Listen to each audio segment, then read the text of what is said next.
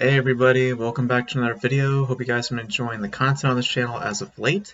As you can tell, I'm a little sunburned, so excuse the forehead, but just went out and had some fun at the beach. Obviously got a little carried away, but you know what? Hey, I had fun, so I don't give a shit. Um, So as I've said before, for anybody who hasn't seen the previous videos, um, my content is gonna come out like whenever it comes out. So because I'm enjoying my summer, I've been seeing people, I've been doing other things, just having fun, just having fun. And um, I still am gonna do videos, obviously, like this one, our monthly video package. Um, and among other things, um, but they'll come out when they come out. I don't, I try to do it every like two to 3 days. So just to clarify, just in case you're like, where did the video go, or are you gonna do another video? I'll do it when I get around to it within a 2 or 3 day period. But enough of that. Let's get into the monthly video package because now it is July, so now we got to talk about 6 movies this month. A little bit lighter than last month or last time we did this a monthly video package. That was a shit ton of movies to get through. So this time it's a lot more lighter. So this video is going to be a lot shorter, hopefully. I make no promises. I like to talk a lot. But yeah, so let's get into this video, guys. These are all in a there's no animation, unfortunately. I was trying to watch an anime at some point, but I just couldn't get around to it. So it's all live action, so just letting you guys know up front. But there is still a lot of the movies that I've been wanting to see, and then there's that one movie that I just did not like. But it's always the case with these monthly package videos. So even though we missed the boat on anime and all that stuff, I make up for it with in my opinion, a bad movie and other things. So yeah, so let's get into this video, and we'll start off with this one. And that one would be The House That Jack Built, directed by Lars von Trier. This is my first Lars von Trier movie, so just letting you know up front. So I know that he is known to be a very arresting filmmaker. It's kind of in the same vein as Cronenberg, has some grotesque visuals and, likes to,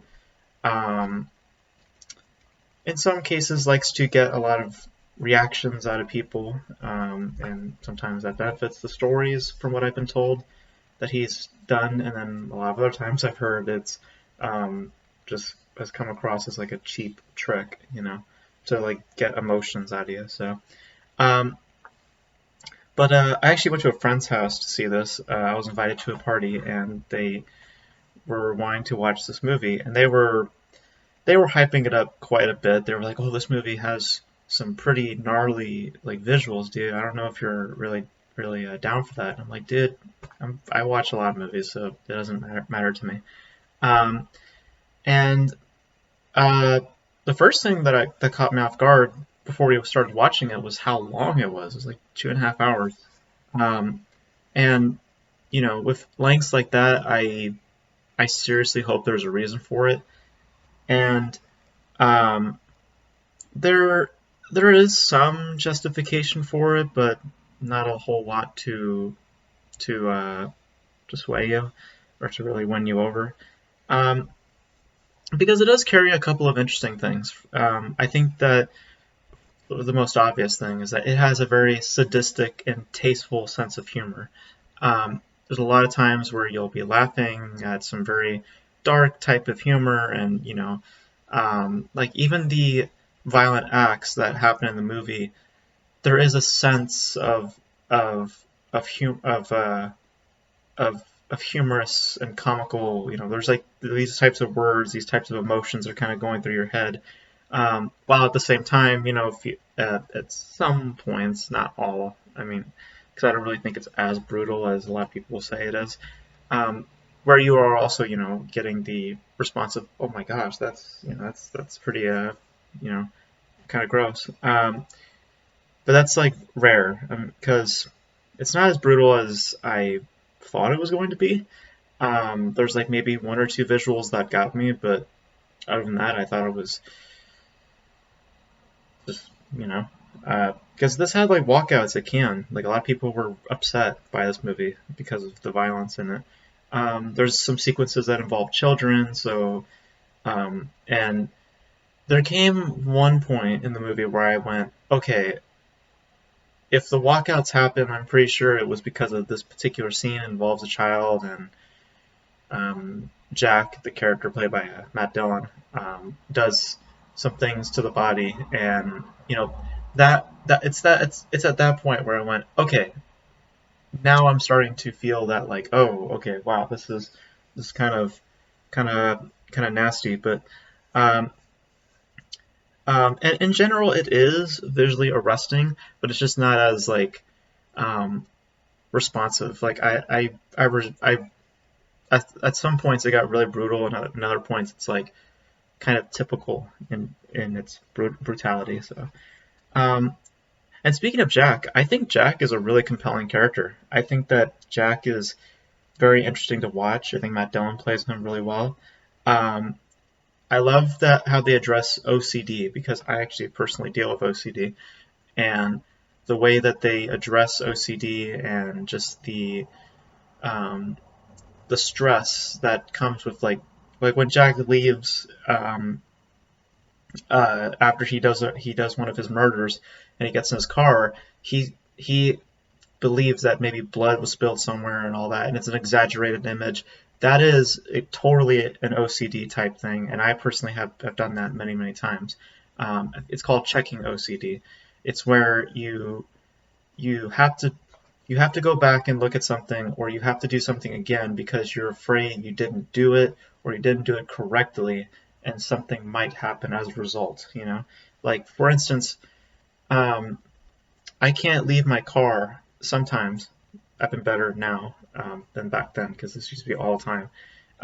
Where I would click my thing and the car would go off and the horns, but I would have to go check every single door, grab every door, even though it's clearly locked, and then I walk away.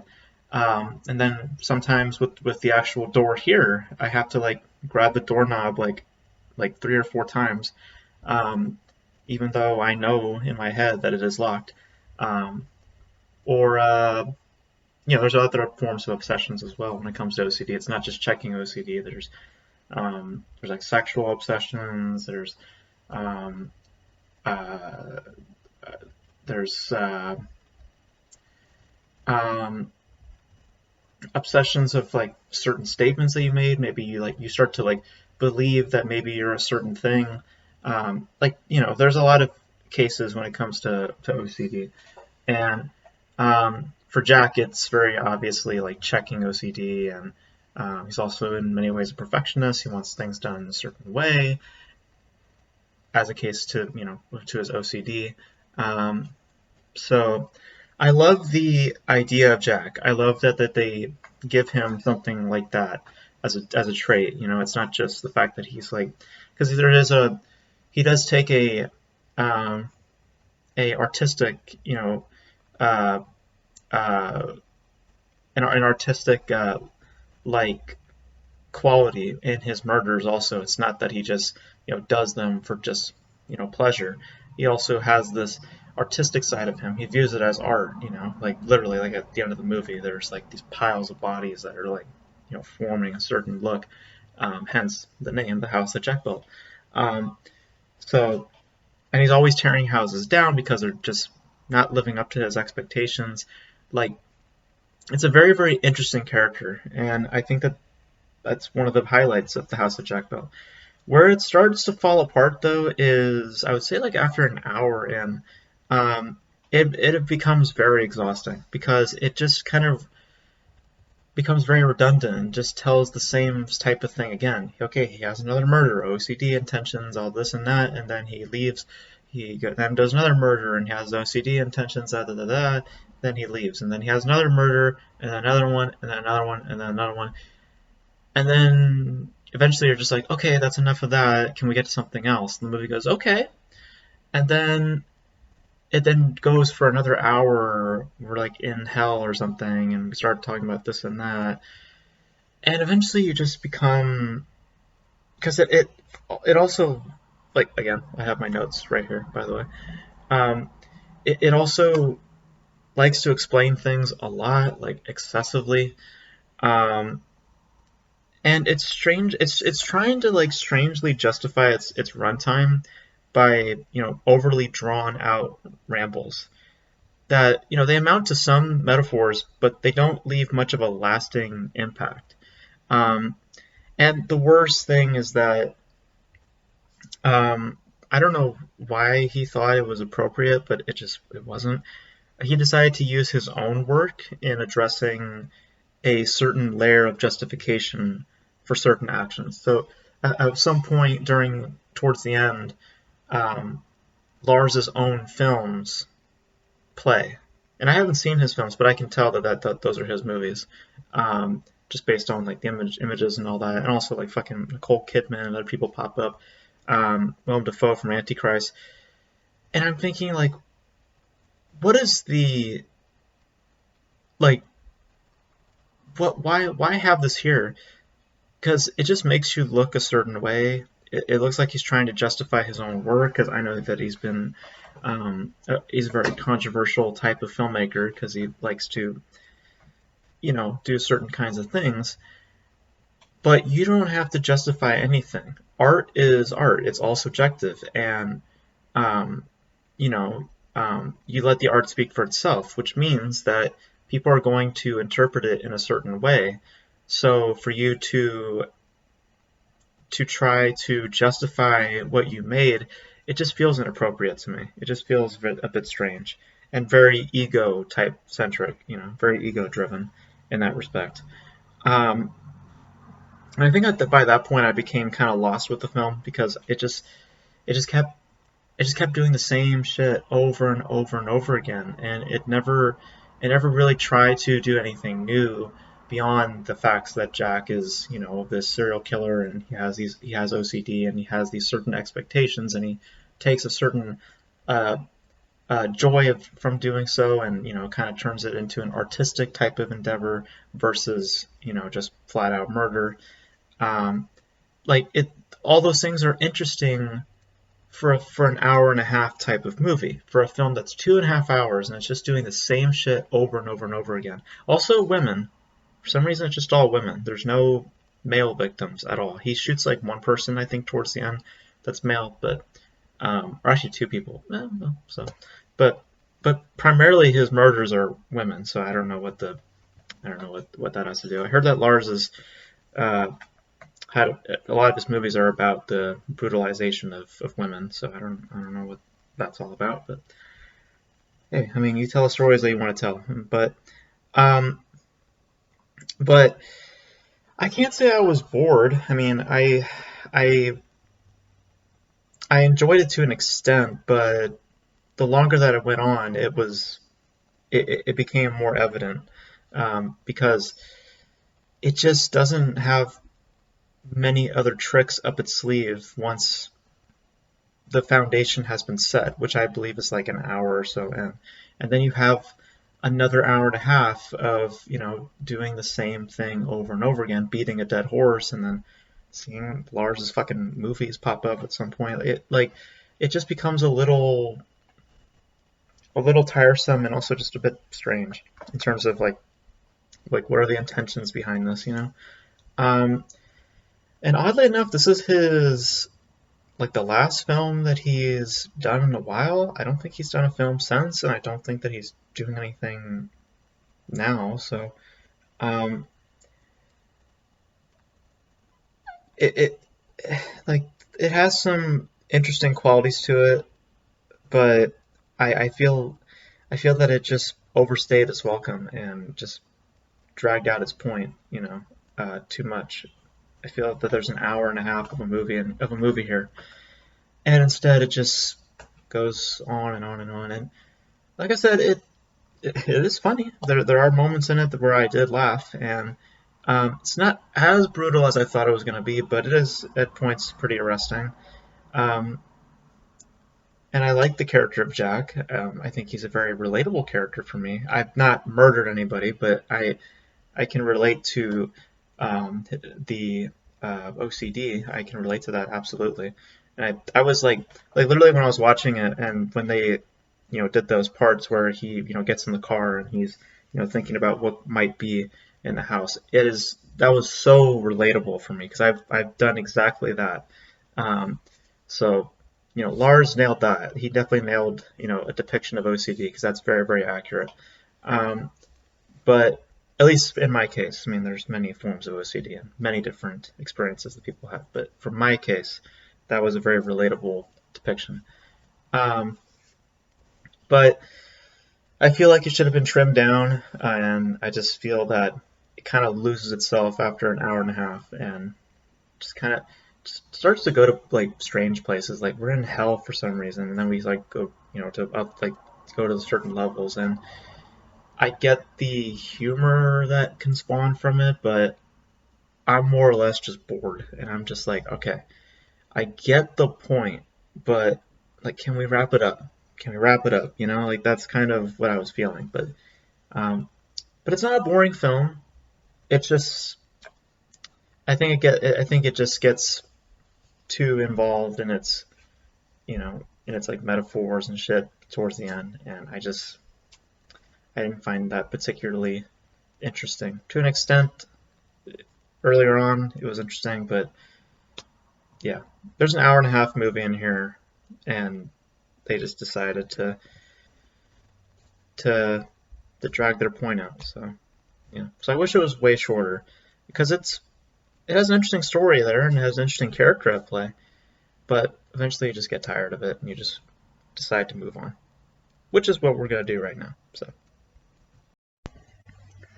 All right, let's talk about Driving Miss Daisy. Who directed this? Let me see right now. Bruce Beresford. Okay.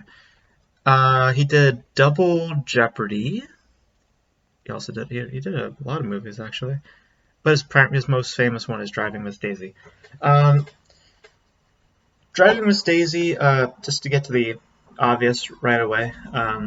I know that there's controversy surrounding the fact that it won Best Picture that particular year, and a lot of people look down on that film as like like the worst Best Picture winner and all that stuff.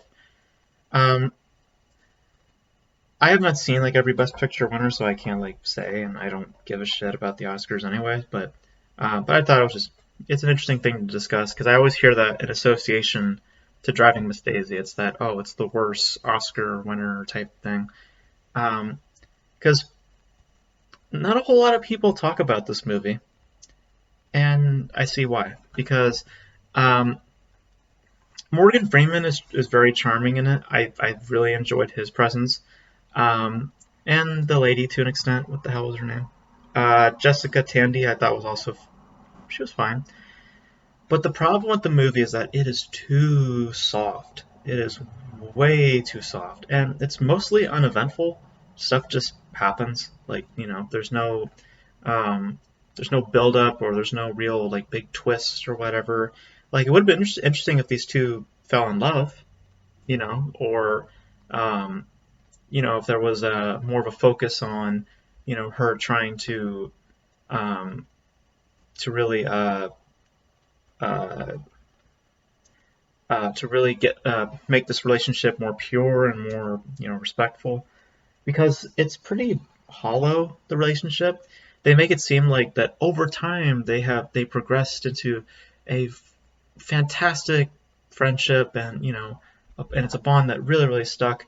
um, but you don't necessarily feel that.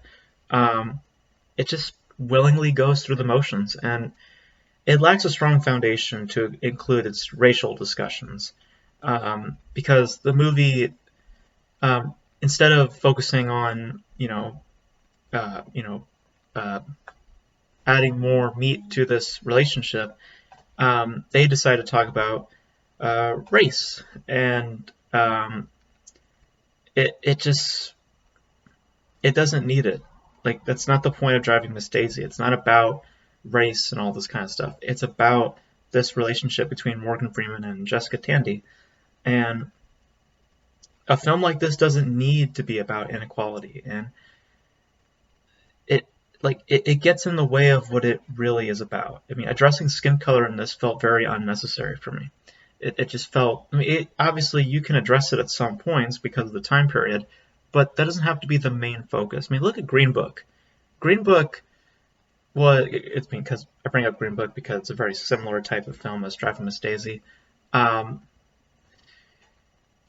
it it doesn't really touch on race as often. I mean, it does absolutely, but it's not like the forefront in your face.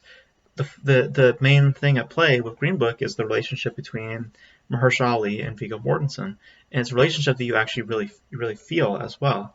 Um, and I feel that was much more balanced. I know people have issues with Green Book, but I feel like that was much more well balanced than with Driving Miss Daisy, where it's leaning much more into politics and racial discussions rather than focusing on this relationship between Morgan Freeman and Jessica Tandy. Um, so what you get is something fairly uninteresting, at times eye-catching because again of the two performances at the lead in the two lead performances. It's extremely typical in design. Like visually, it just looks like okay, whatever. It looks like it was filmed on um, a soundstage at many points. It's mostly pretty snoozy. That's the best word for it. It's pretty snoozy. It's nothing to get upset about, but it's just a very dull ride with rare times of genuine interest.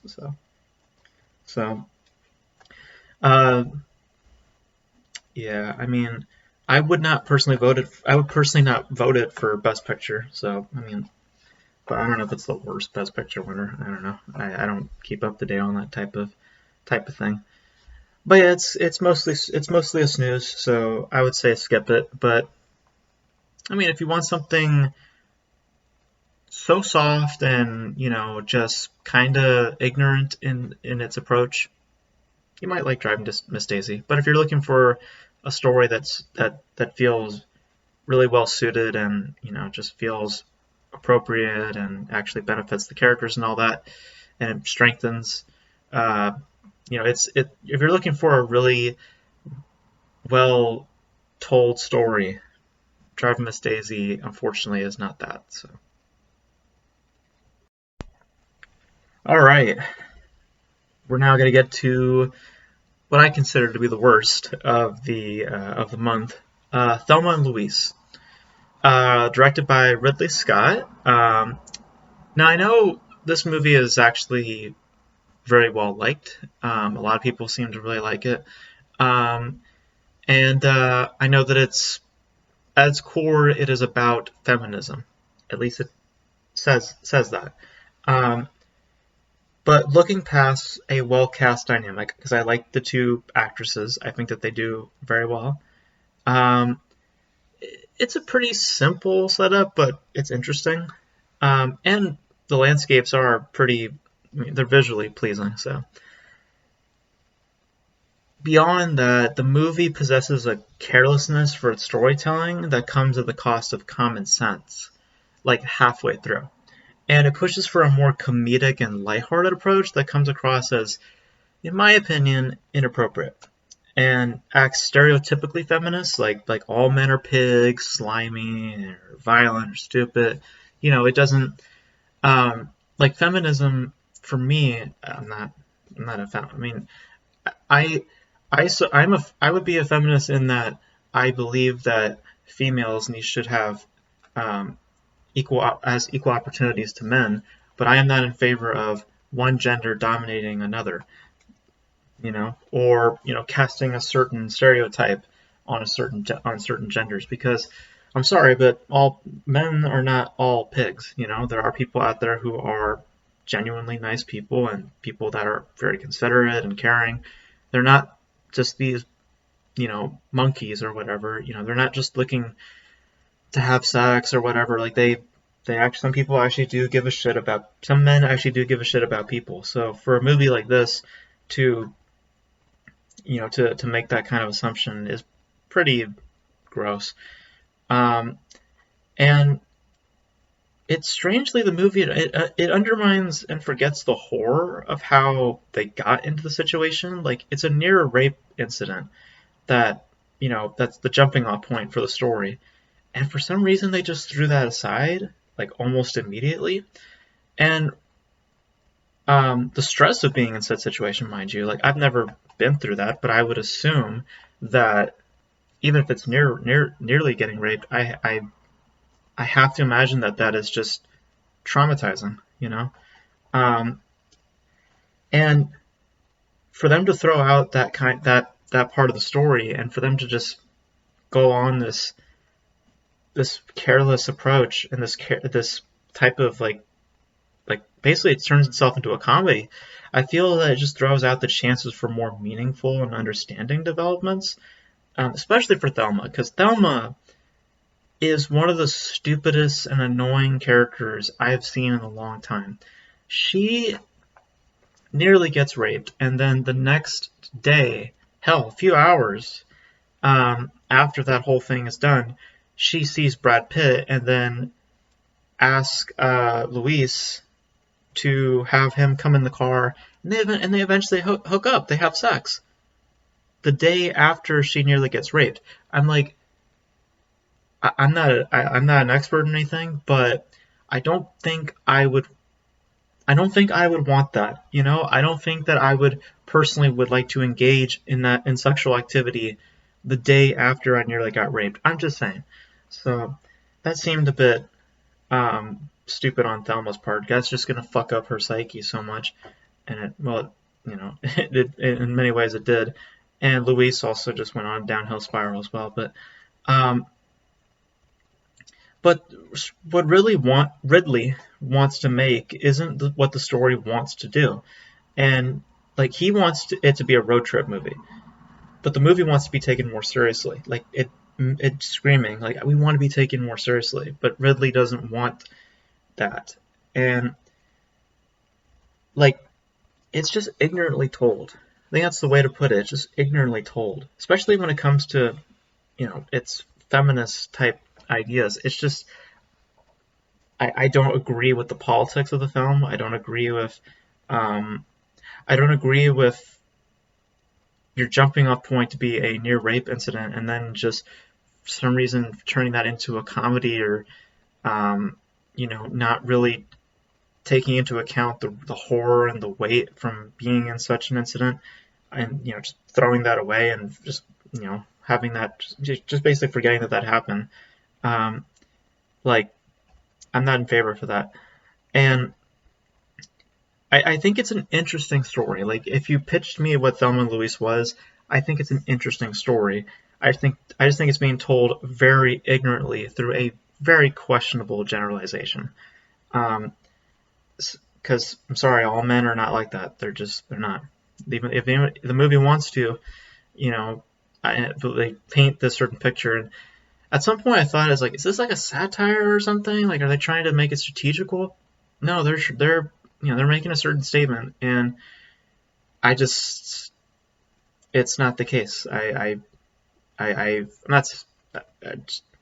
Yeah, I don't agree with the politics of it a lot, and I think that it's just after that incident happens, it just feels like the movie just didn't care, and it just kind of just did its own thing, and just kind of forgot, its morals or all this stuff. It just, yeah, it just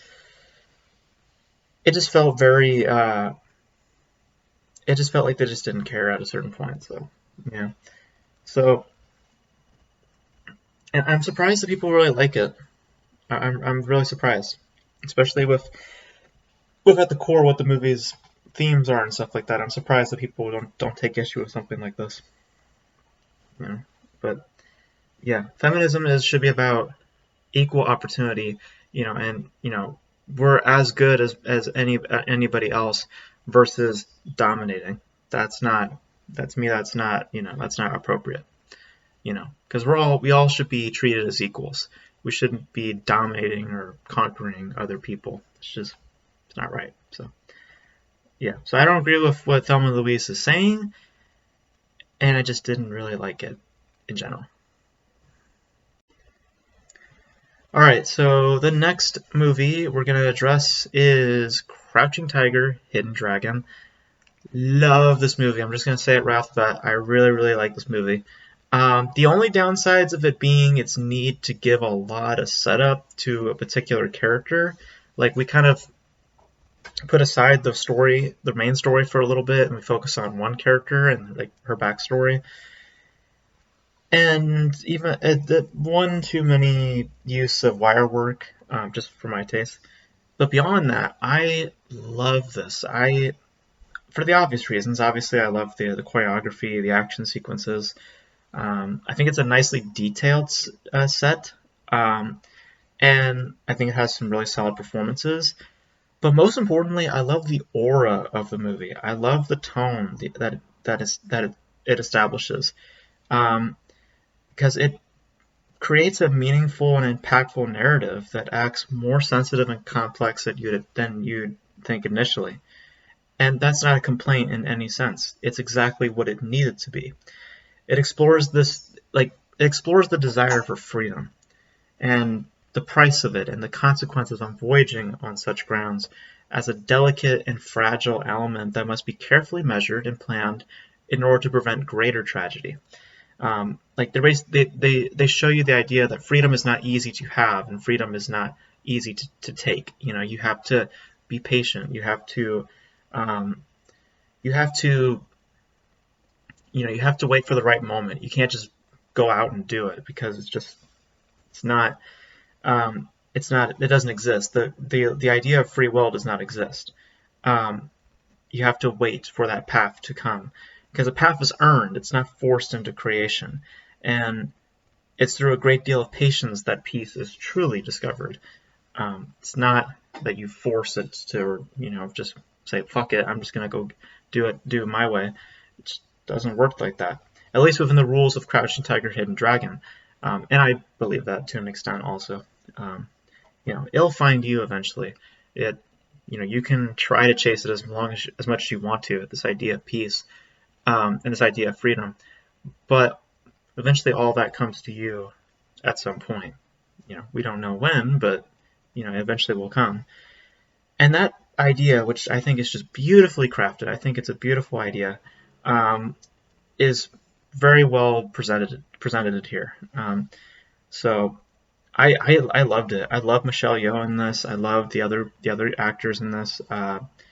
What's his name? I believe his name is Chow Yun Fat. Is that his name? I think it is. Yeah, I really liked him as well. He was really good. The one of the antagonists, Zhang Ziyi, I think that's her name. Her character was a little annoying at times, but it felt appropriate. It felt like it was like you were meant to feel that way. It wasn't just it wasn't a problem necessarily.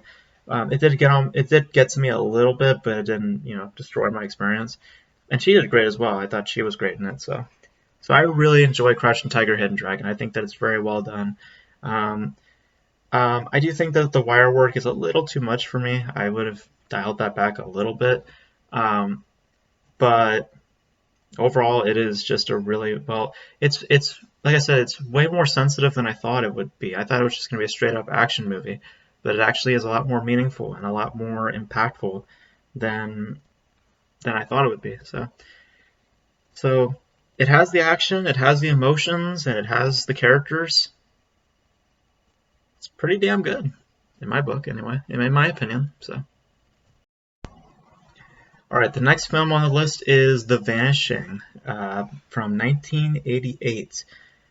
This is something that I've been wanting to see for a while. It's directed by George Sluizer, I don't know if that's how you pronounce his name, who, funny enough, actually remade his own movie a few years later. It, it, the I don't I don't really agree with doing that, but whatever. Um, I've been curious to see The Vanishing for a long time because people have been like flagging up the ending. It's so scary. It's so this and that. So I was very curious to see what all that discussion was, and um, it's lighter and more digestible than I thought it would be, and I think that it kind of holds the narrative back in some respects.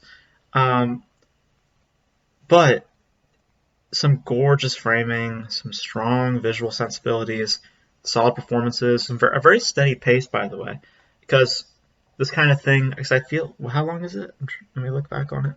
I think it's like 106 minutes. So that would be like an hour, like an hour and 40 minutes. So it was for the short amount of time that it is. It feels longer. And I feel for some people that might be a problem, but for me it worked really well.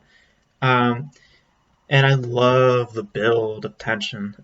Like it definitely builds, and it really exhausts and stresses you out.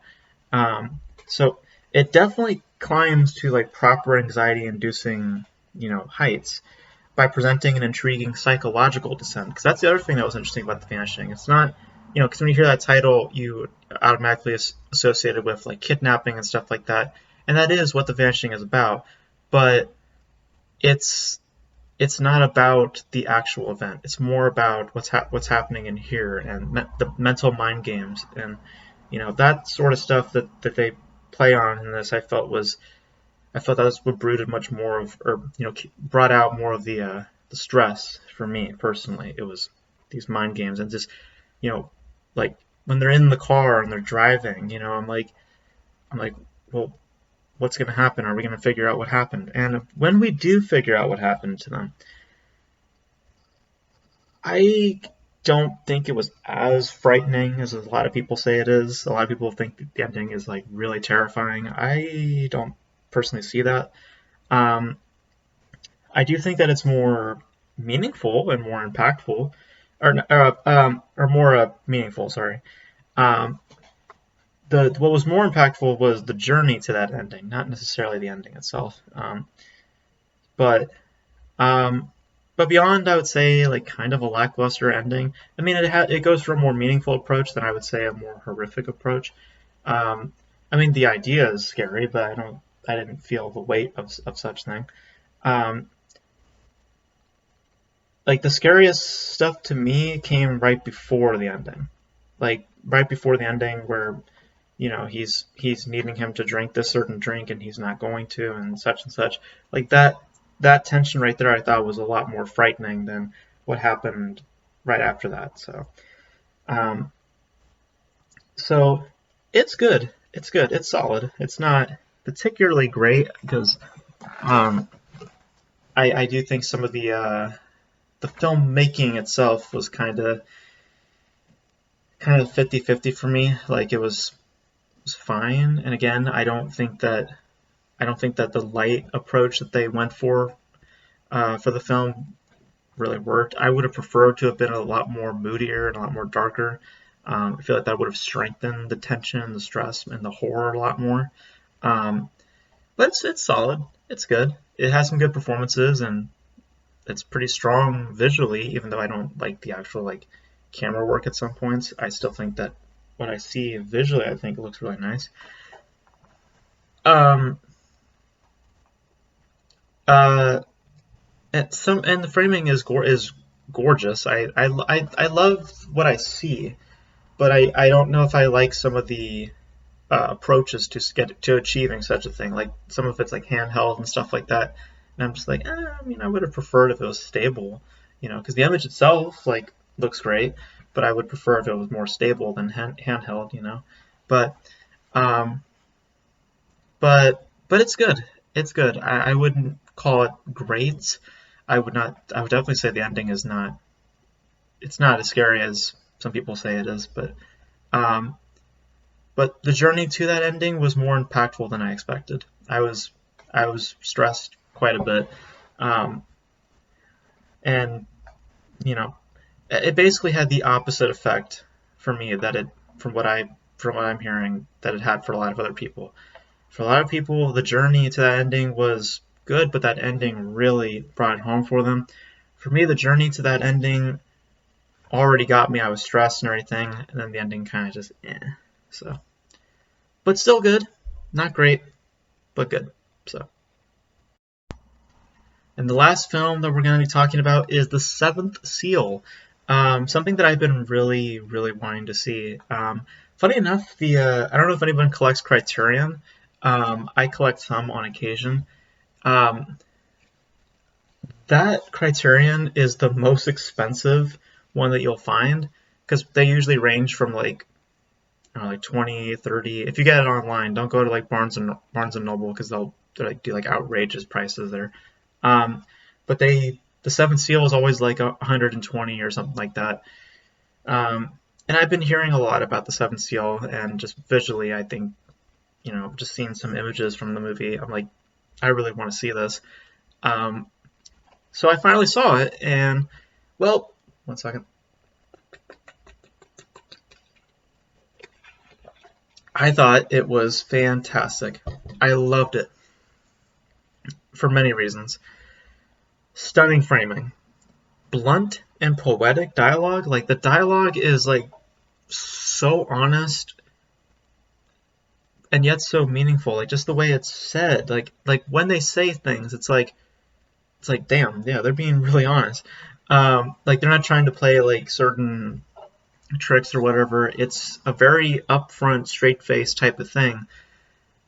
But the writing itself is like very meaningful. It's a very interesting thing. I think the performances are really engaging, but what really struck me about it is its voice, the voice at the center of this film.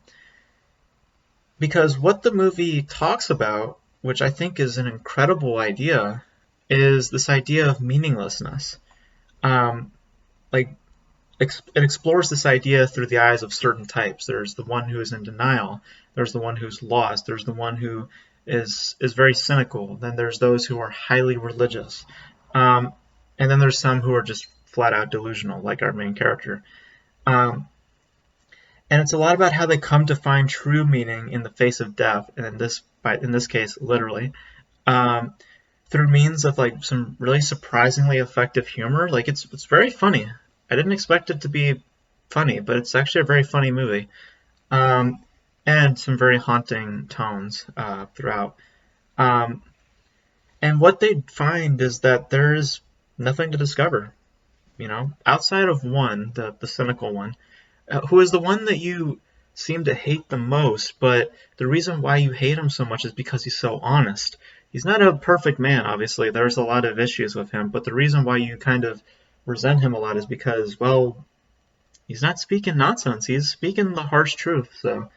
Um, so outside of him, the rest are basically chasing their own tail like a dog.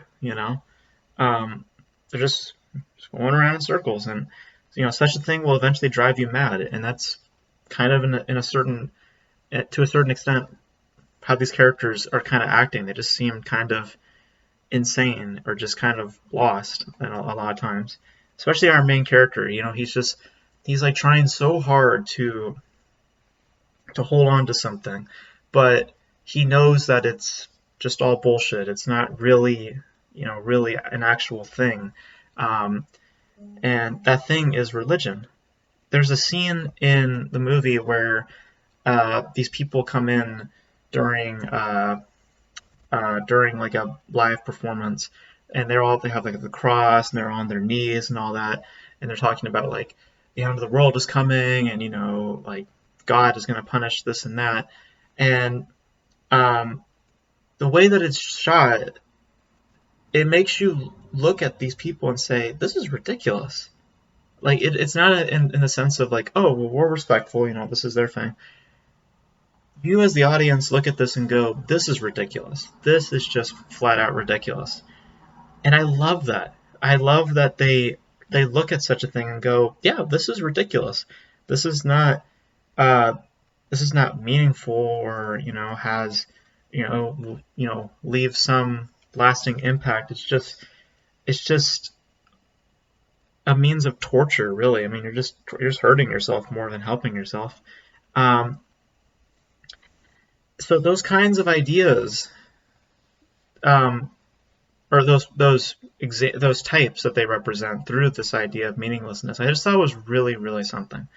Um, and again, just this idea of people like chasing their own tail and really trying to discover some kind of meaning, some deeper meaning, instead of facing the reality of it all, because that's at the core of it. The movie is about accepting the inevitable end, accepting that it is near or that it will eventually come. And once you're able to do that, then you'll be able to live freely and innocently. You'll be able to feel at peace. Um, it's facing and accepting the true reality that your fantasies can then come true. So and that idea and the way that they represented it through all these characters and through these certain types, I really was captivated by it, and I think that it examines it so brilliantly. And I think that it's shot really well. I love how they represent death. I think that it's just it's how do you say it? It's intimidating, but it's also like you can't help but be interested by it. It's just very simple. It's a cloak and certain kind of makeup. I think, I don't know. Um, but it is just, I love what this movie's about. That's what really got me, and I love how they explore the idea of meaninglessness and find so much fucking meaning behind it. Like that's just brilliant to me. So so yeah, please, if you haven't seen The Seventh Seal, watch it. It is so good. It is so so so good. And I'm a sucker for black and white, so obviously I think that it looks gorgeous. Um, but but yeah, it is a really damn good piece. And now I understand why it's like costs like 200 something just to buy the Blu-ray or the Criterion thing. So yeah, a really really really incredible idea and a really really interesting approach to it. So yeah, really really love this one. Really really love this one. Like like I kind of want to watch it again, but at the same time I don't want to because I really loved my experience watching it. So I don't really want to spoil myself. But I am tempted. So I am very very tempted actually. No, no, we're not gonna do it. No. And that is it.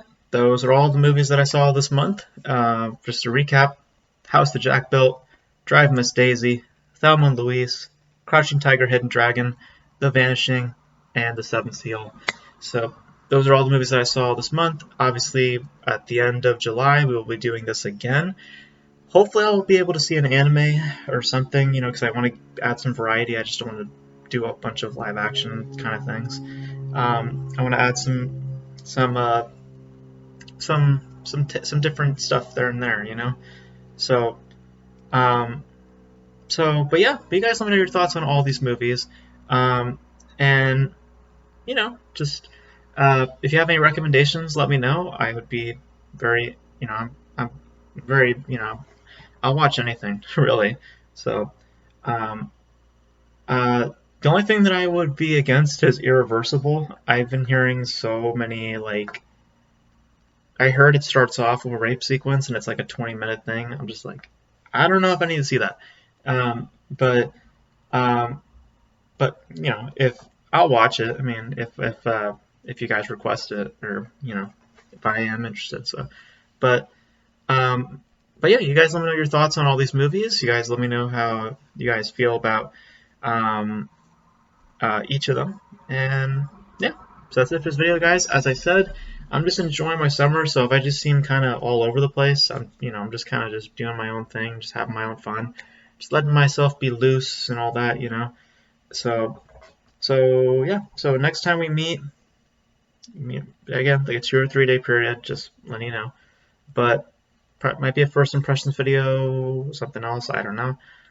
But until then, thank you guys for watching, and just let me know your thoughts on all these movies. Any recommendations, I'll make sure I'll watch them.